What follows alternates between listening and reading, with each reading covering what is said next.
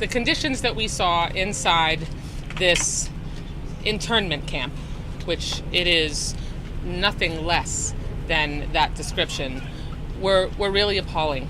They are using cages.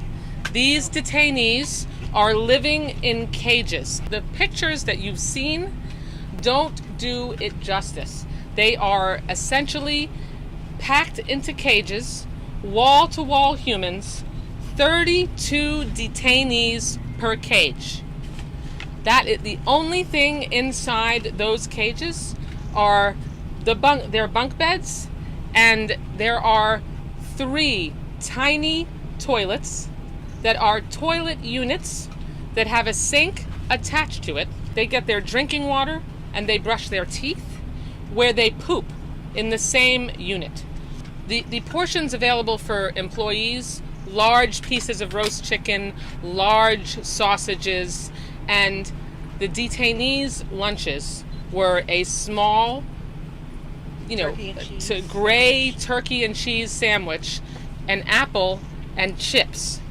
And that's it. I don't see how a large grown man at that, and there are many large grown men in this facility, I don't see how that could possibly sustain them nutritionally or not make them hungry. I brought a thermostat in with me, a manual thermostat.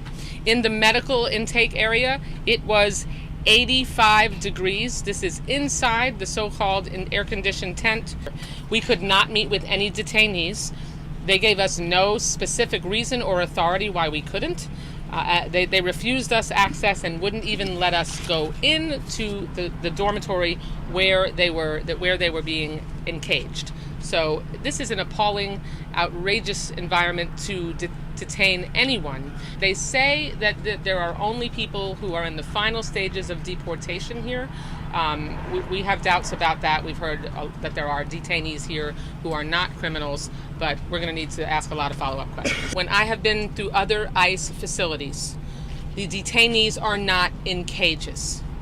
When we went into the empty dorm that has not yet been finished, there were bugs on the mattresses. Another man screamed out that he was poisoned by Clorox in the water, and he was in the hospital for 4 days. This place needs to be shut the hell down. It needs to be shut down. This place is a stunt, and they're abusing human beings here, and it's an outrage.